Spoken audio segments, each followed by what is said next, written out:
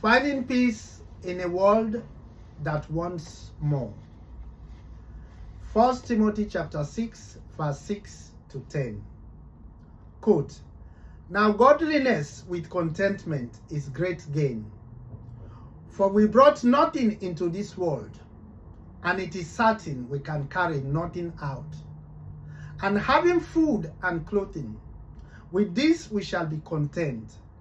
But those who desire to be rich fall into temptation and a snare, and into many foolish and harmful lusts, which drown men in destruction and perdition. For the love of money is a root of all kinds of evil, for which some are strayed from the faith in their greediness, and pierce themselves through with many sorrows." Unquote.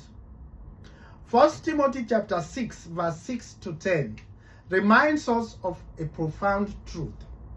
Godliness, when combined with contentment, is a treasure of immeasurable wealth. We enter this world with nothing, and we will leave it the same way. Everything we cling to in between, possession, status, and wealth, is temporary. If we have the basics of life, food and clothing, we already possess enough to cultivate a grateful heart. But Scripture warns that the relentless pursuit of riches is dangerous. The desire to be rich can lure people into temptation, entangle them in destructive cravings, and ultimately lead them toward ruin. It is not money itself that corrupts, but the love of money. The belief that wealth can secure identity, safety, or meaning. Many have wandered from their faith because of this misplaced trust, only to find themselves pierced with regret and sorrow. This is a striking paradox woven through life. Some people appear to have everything, yet inwardly they are empty. Others seem to have very little, yet they carry a peace and joy that no amount of money could ever purchase. The misfortune of our age is not a lack of wealth, but the way wealth has captured the human heart. We chase what cannot satisfy and cling to what cannot last. In the end, whatever we trust to secure our lives will reveal what we truly worship. So the call of 1 Timothy chapter 6, verse 6 to 10 echoes with fresh urgency today. But godliness with contentment is great gain. True abundance is not found in accumulation, but in a life anchored in God, free from tyranny of endless wanting. Understanding the concept of this chapter. When Paul writes this letter, Timothy is a young pastor shepherding the church in Ephesus, a city pulsing with commerce, wealth, and intellectual influence. Ephesus was a place where status mattered, where philosophical ideas blended freely, and where spiritual teachings were often mixed with error. In that environment, the church faced constant pressure from the surrounding culture. In this chapter, Paul addresses a serious problem: false teachers who were twisting the message of Christ for personal gain. They treated religion as a business opportunity. Imagine that godliness was a pathway to profit. Their motives were corrupt, and their teaching reflected it. Instead of leading people toward devotion to God, they used spiritual language to build their own platform and enrich themselves. Paul confronts this mindset with sharp clarity. he redirects Timothy and the church away from the pursuit of material advantage and toward the pursuit of spiritual integrity. He shifts the focus from external gain to internal transformation, from accumulating wealth to cultivating a life shaped by godliness, humility, and contentment. In so doing, Paul reminds Timothy that true richness is not measured by possessions, but by the condition of the heart. The gospel is not a tool for personal advancement. It is the power that reshapes a person from the inside out. Let me break down the passage. Verse 6, godliness with contentment is great gain. Paul begins by defining the very idea of gain.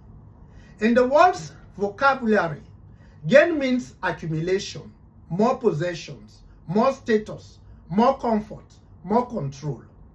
But Paul turned that definition upside down. True gain, he says, is not found in acquiring more, but in becoming more like Christ, more anchored in God, more satisfied in Him. Contentment in Paul's teaching is not massive resignation of a lack of ambition. It is a deep, steady confidence that God Himself is enough. It is the quiet strength that comes from trusting His character, His provision, and His timing. Contentment is the posture of a heart that no longer needs circumstances to be perfect in order to be at peace. When godliness, our devotion to God, joins hands with contentment, our rest in God, we experience a kind of wealth the world cannot measure. This is the great gain Paul speaks of. A life rich in purpose, anchored in truth, and free from the restless craving that drives so many into anxiety and exhaustion. In a culture that constantly whispers, you need more, Paul reminds us that the greatest treasure is found in learning to say, Christ is enough. Verses 7 to 8, we brought nothing into the world. Paul anchors his teaching in a universal truth that every human being shares. These verses confront us with the stark reality of life's brevity and its limit. We arrive in this world with nothing in our hands. We depart from it in the same condition. Everything we grasp, accumulate, or cling to in the years between birth and death is temporary, passing through our fingers like sand. This perspective slices through the illusion we often build around ourselves. The possessions we gather, the titles we earn, the comforts we surround ourselves with. None of these accompany us beyond the grave. They serve a purpose in this life, but they are not eternal treasures. They are tools, not trophies. Paul then reduces life to its simplest essentials: food and clothing, the basic provisions that sustain us. He does not direct our attention towards luxury or abundance, nor does he condemn them. Instead, he reminds us that sufficiency, not excess, is the true measure of provision. A meaningful life is not defined by how much we own, but by how well we steward what we have. This forces us to face our uncomfortable truth. Much of what we chase, we do not actually need.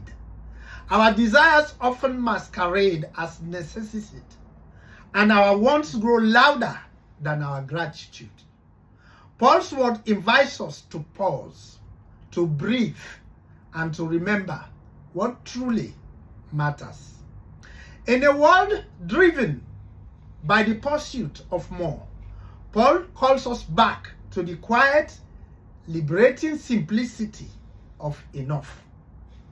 Verse 9, the danger of the desire to be rich. Paul's warning in this verse is precise and intentional. He does not condemn money itself, nor does he suggest that possessing wealth is inherently sinful.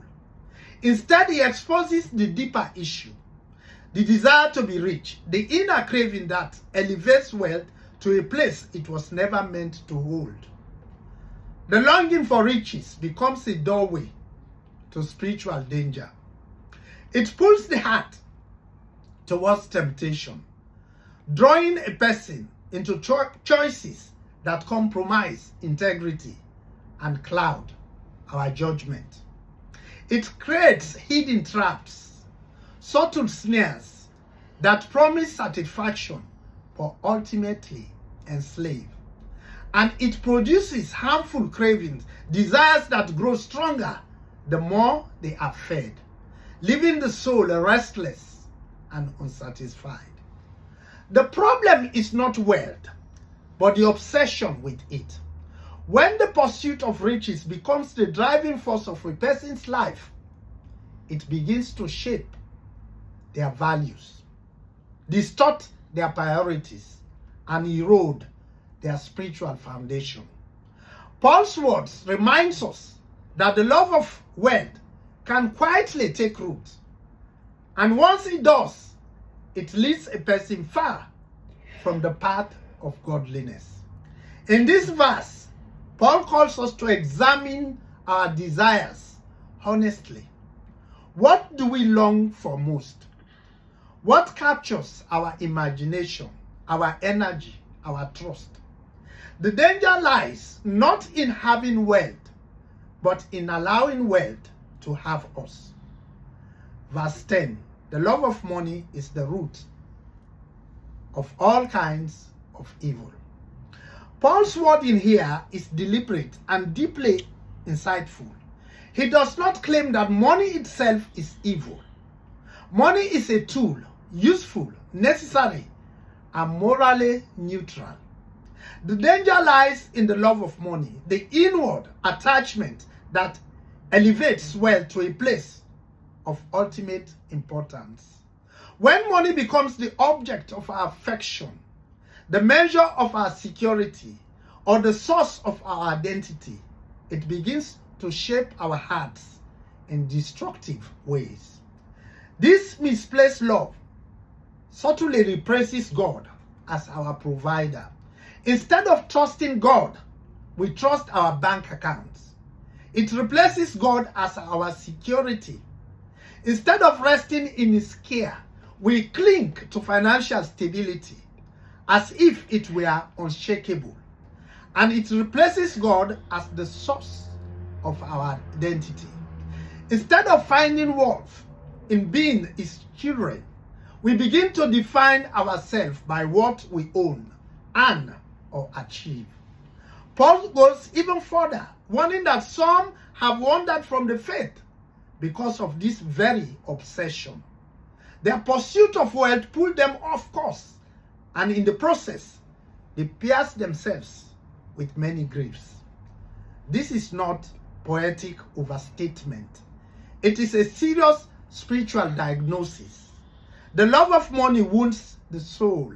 It promises satisfaction, but delivers sorrow. It offers freedom, but leads to bondage. It whispers of fulfillment, but leaves the heart empty. In this verse, Paul exposes the quiet but powerful danger of misplaced affection. When money becomes our master, it leads us down paths we never intended to walk. But when God remains our treasure, money finds its rightful place as a servant, not as a ruler. What believers can learn from these verses? 1. Contentment is a spiritual discipline. Contentment is not something that appears naturally in the human heart. It must be intentionally not nurtured. It grows as we learn to trust God's provision, to practice gratitude for what we already have, and to resist the constant pull of comparison. Without contentment, even abundance will feel insufficient. A restless heart will always crave more, but a content heart discovers the quiet strength of knowing that God is enough. Lesson number 2, wealth is not the problem, worship is. Scripture never condemns having resources. The real issue is far deeper. It is the posture of the heart. The question is not, do you possess money? But rather, does money possess you? Anything we rely on more than God, anything that becomes our source of identity, security, or hope, quietly becomes an idol. Even something neutral like money can take a destructive power when it occupies the place meant for God alone. Lesson number 3, the pursuit of riches can cost your soul. Paul describes the tragic progression of those who chase wealth without restraint. They drift from the faith, pulled away by desires that grow stronger the more they are indulged. The ambition consumes them, and the result is not fulfillment but deep sorrow. This is the hidden cost of unchecked pursuit.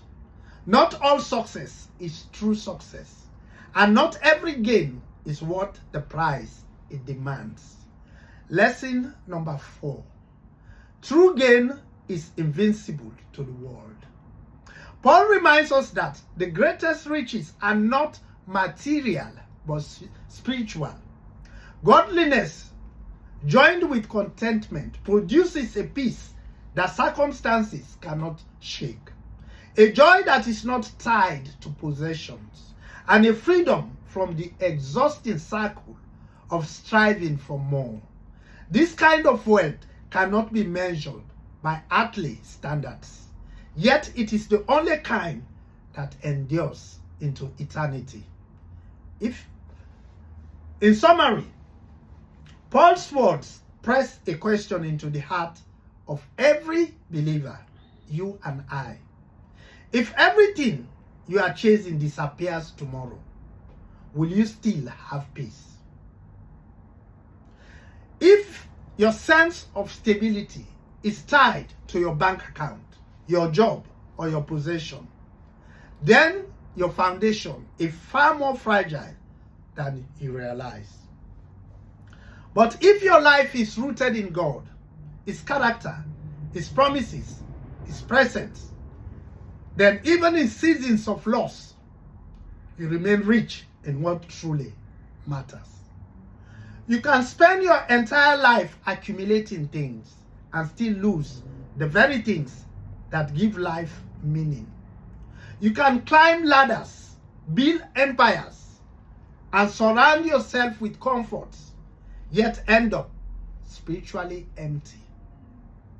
Or you can pursue God, cultivate contentment, and discover a kind of wealth that no circumstance, no downturn, no loss can ever take away. Paul invites us to choose carefully what we call gain. The world measures gain by what you hold in your hands.